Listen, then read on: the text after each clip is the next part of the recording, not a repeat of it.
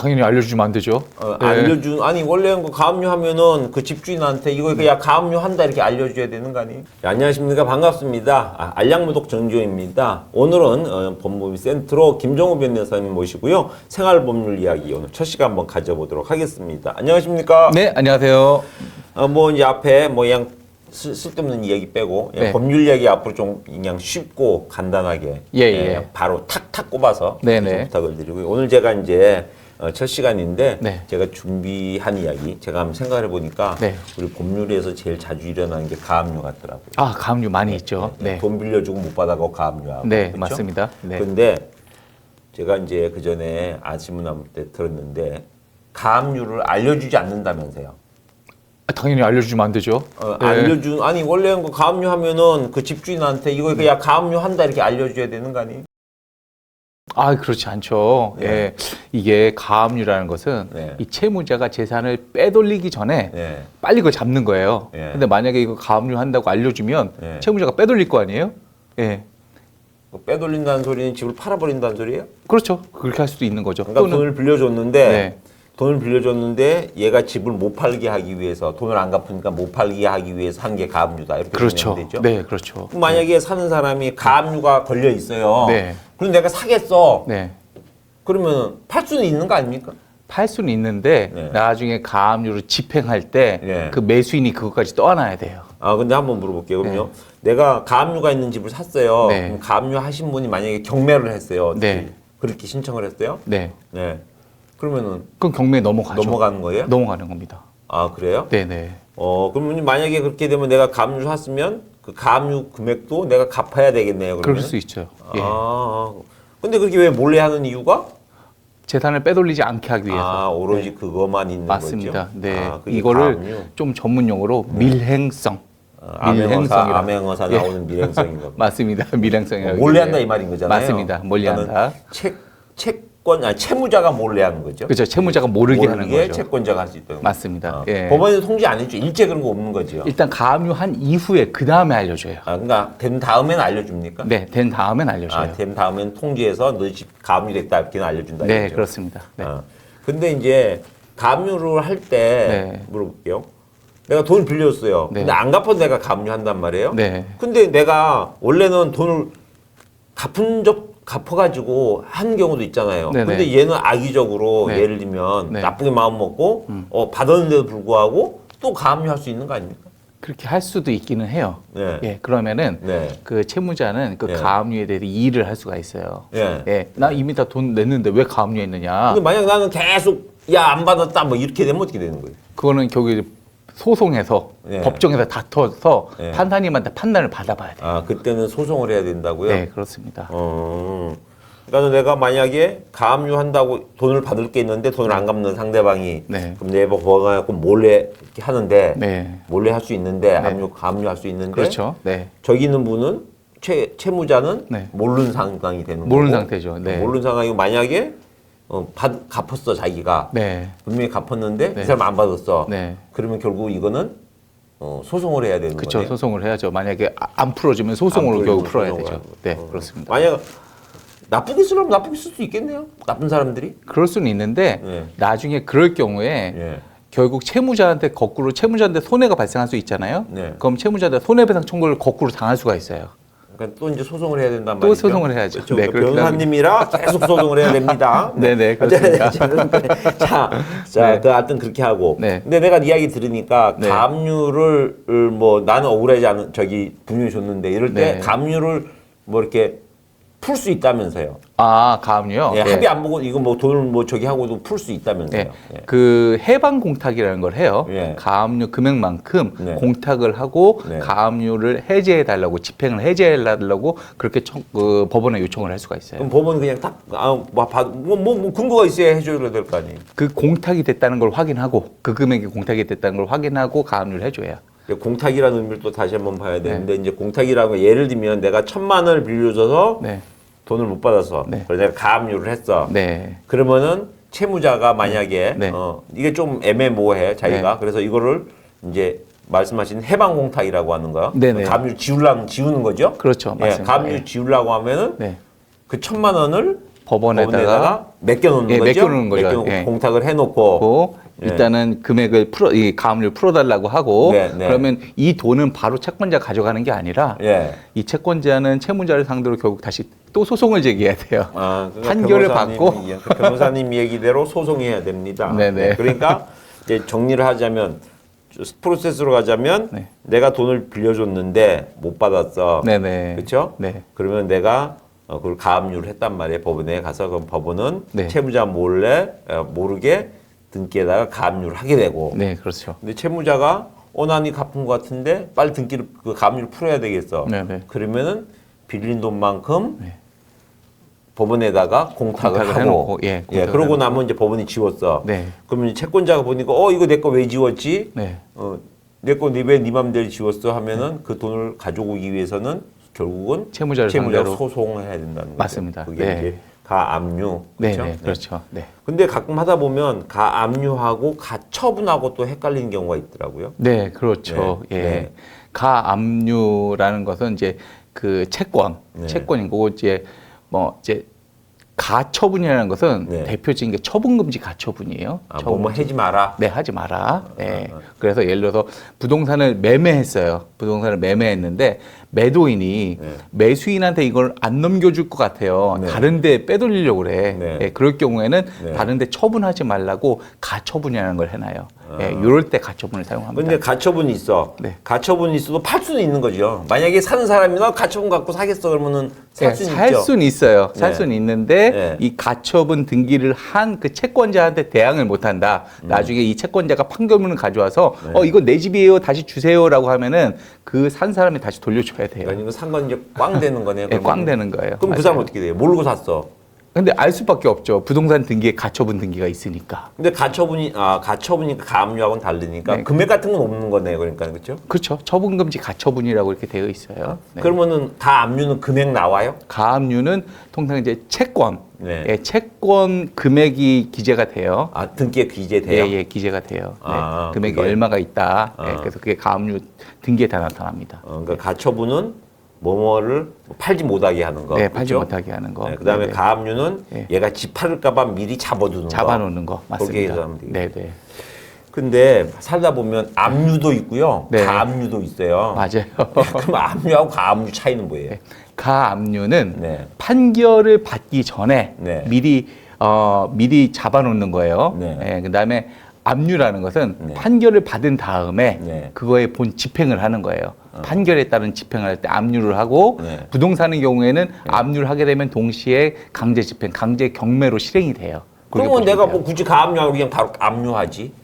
근데 그 판결이 없을 경우에는 네. 상황에서는 압류가 안 되잖아요. 판결을 판결을 받지 못한 상황에서는 가압류를 해놓습니다. 그러니까 판결을 받아야 되는 거는 가압류 상황에서 네. 가압류 상황에서 소송을 해서 네. 그 다음에 압류가 돼서 그렇죠. 판결을 받아가지고 그 다음에 네. 압류가 되는 거죠. 네. 그리고 실제 강제 집행을 해서 그 채권을 회수할 수 있는 거죠. 그러니까 이제 정확하게 아셔야 되는 게 우리 이제 시청자들이 가압류 상태에서는 많은 분들이 이걸 가압류 갖고 경매를 할 수 있을까라고 생각하는데 아니죠. 경매가 안 된다. 안 된다. 네. 맞습니다. 나는 가압류 상태에서 우리 변호사님들 좋아하시는 소송 한번 하고 네. 압류를 바꿔서 네. 그 다음에 이제 경매를 해야 된다. 요 맞습니다. 말이죠? 예, 그래서 맞습니다. 프로세스가 그렇게 되는 거죠? 예, 정확합니다. 네네. 네. 그러니까 가압류가 바로 경매되시는 걸로 알고 계시면 사실 되게 좀 많으세요. 아, 그러세요? 그런 네. 경우가 가끔 있거든요. 네네네. 주변에서도 예, 예. 가압류 해놓으면 다 된 걸로 알고 계시죠. 아, 그렇진 않습니다. 네. 자, 그 다음에 이제 하나 더 여쭤볼게요. 네. 그러면 가압류를 했어요. 네. 그러면 기간이 있을 거 아니에요? 그런 거 없나요?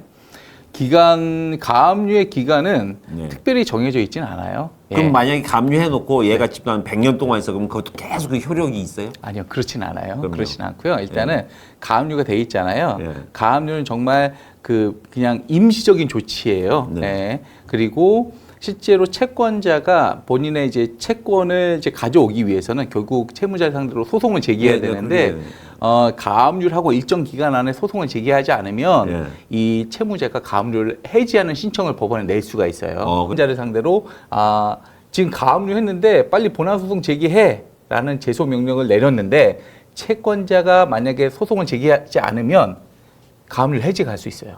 본안소송을 제기하지 않으니까. 다시 한번 또 정리해야 돼. 네. 그러니까 가압류가 된 상태에서 기간이 됐는데도 불구하고 얘가 안 해. 지금 아무것도 안 해. 네. 소송을 아무런 소송을 제기하지 않아. 안 해요. 네. 예. 네. 가압류만 해놓고 아무것도 안 해. 네네. 그럼 내가 상대방한테 빨리 소송해라. 네네. 예, 이렇게 독촉할 수 있다는 거죠. 맞습니다. 예, 그럼 예. 제소명령은 어디다가 법원에 가요? 법원에다가. 네, 맞습니다. 법원에 가고 네. 제소명령이라는 걸 신청을 하면 네. 법원이 이제 상대방한테 빨리 소해라 이렇게 통지를 해주는 거죠. 네, 맞습니다. 그렇죠? 그럼 네. 그 상대방이 네. 나한테 소송을 걸어와야 되는데 네. 얘가 소송을 안 걸어오면 네. 그럼 나는 그 가압류가 해지해달라고 법원에 다시 또 신청할 수가 있어요.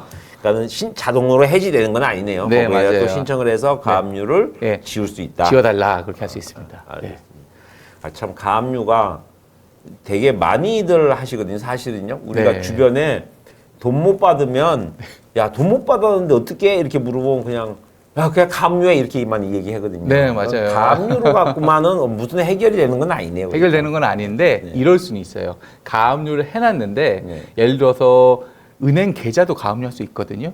은행 그러면 계좌도. 사업자 같은 경우는 은행 계좌가 묶여버리면 사업 자금을 빨리 돌려야 되는데 못 하잖아요. 그러면 이 가압류를 풀기 위해서 오히려 채권을 빨리 변제할 수도 있어요. 그러면 본안소송 제기하기 전에 채권자가 바로 돈을 회수할 수도 있죠. 아니 예. 그러면 지금 말씀드려보면 부동산 말고도 가압류가 된단 말이에요? 부동산 말고도 할 수도 있어요. 예. 자동차도 가압류가 되고요. 은행 계좌도 가압류가 돼요. 계좌 가압류를 하려고 하면 어떻게 해요? 계좌 가압류도 똑같습니다. 부동산 가압류 하듯이 법원에다가 가압류 신청서를 내면 돼요. 대신 채무자가 사용하고 있는 그 은행 계좌를 알아야 돼요. 예. 적어도 은행은 알아야 돼요. 은행만 알면 돼요? 네, 은행만 알면 네. 은행을 알고 채무자의 개인 정보를 좀 알아야 돼요. 예, 그래서 개인 뭐 주민등록번호 정도는 알아야지 그 사람 채무자가 이제 누구라는 걸 은행에서 확인할 수 있으니까 그러면 그 사람의 예금 계좌를 잡을 수가 있어요. 그러면 이제 은행에 예상 부동산을 하든 은행에 뭐 예금을 내가 가압류하든 네. 자 내가 갈 때 네. 근데 내가 상대방한테 받아놓은 게 네. 우리 이제 보통 알아면은 각서 쓰거든요. 각서 쓰죠. 맞습니다. 그런 거 네, 많이 쓰잖아요. 각서 많이 씁니다. 민형사상의 네. 어떤 처벌을 네. 감수한다. 네, 네, 뭐 맞아요. 며칠 안에 갖겠다. 네, 맞아요. 그거 한 장이면은 가압류 돼요? 가압류 됩니다. 네. 거기에 근데 보통 보면 민감증 붙고 막 이래야 되는 거 아니에요? 그렇지 않습니다. 예. 그거는 네. 본인의 진정한 의사를 확인하기 위해서 하는 거지 네. 그게 없더라도 일단은 차용증, 네. 각서 이걸로 가능합니다. 그럼 거기에 사인 같은 거 막 위조해서 할 수도 있잖아. 그럼 그러니까 종이하면. 그런 거가 이제 본인이 진짜 한 거라는 게 확인만 될 수 있으면 상관없는데 네. 그런 것 때문에 위조라든가 이런 다툼이 예상이 되니까 네. 확실하게 하기 위해서 인감 증명을 붙이고 네. 인감 달인까지 하는 거죠. 만약에 그렇게 해가지고 위조해서 가면 은행 그러면 법원에서 속아서 받아줄 수도 있겠네. 종이 한 장 딸랑 갖고 와. 그렇기 때문에 법원에서는 이게 채무자가 쓴 게 맞는지 채권자한테 증명하라고 요청을 해요. 그걸 어떻게 증명을 해? 증명할 방법이 없잖아. 예, 그러니까 이걸 증명하기 위해서 애초에 예. 그런 게 이제 다툼이 예상이 되면 예. 채무자가 나 그런 거 안 썼어라고 오리발 내밀 수도 있잖아요. 그렇죠. 그런 걸 막기 위해서 인감 도장도 찍고 인감 증명도 붙이고 신분증도 붙이고 그렇게 하는 거죠. 네.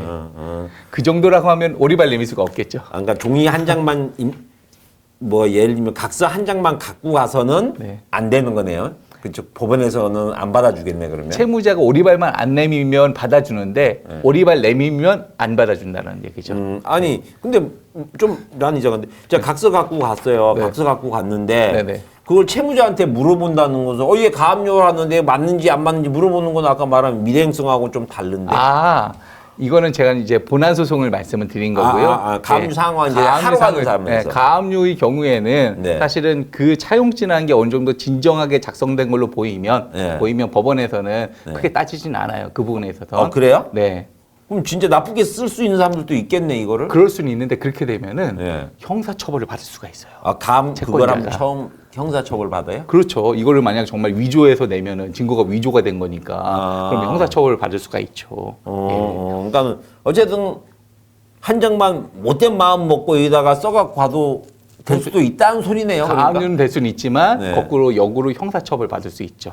네, 법원에다가 문서를 위조해서 낸 거니까. 네, 그럴 수는 있어요. 네. 난 되게 조금 애매모호한 게 그게 쉽게 돼요? 가압류가? 나는 가압류하면 막 네. 법원에서 여러 가지 막 판사님이 물어보고 막 이런 거 해갖고 가압류하는 줄 알았는데 그렇지는 않은 모양이네. 네, 그러니까 이 서류가 진정하게 작성된 걸로만 보이면은 네. 예, 특별히 문제되긴 하지는 않으세요. 예. 그러면 잘못했는데 이 가짜 이게 조금 위조한 거야. 네네. 그 법원이 그래도 그 정도는 가려야 되는 거 아니에요? 이게? 그래서 사실은, 그러니까 이거는 약간 그 해당 재판부마다 좀 다를 수는 있는데요. 네네. 예, 그래서 그런 걸 엄격하게 보시는 분들은 네. 이게 정말 채무자가 쓴 게 맞는지 좀 더 네. 소명 자료를 내세요라고 보정을 내리실 때도 있기는 합니다. 네. 그래요. 그럼 이제 내가 가압류를 이제 하러 가요. 예를 들면 네. 한다고 할 때 네. 가압류 할 때 꼭 변호사님 찾아야 돼요?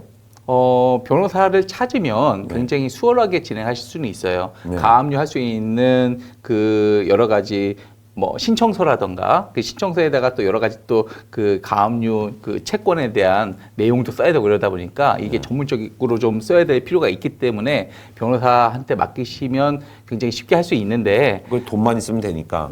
네, 이제 본인도 혼자도 가능합니다. 할 수 있죠? 네, 그러니까 맞습니다. 법원에 가서 자기가 가압류 신청할 수 있는 거잖아요. 그렇죠. 맞습니다. 네. 네. 뭐 이제 예를 들면 이제 금액이 진짜 많다, 크다.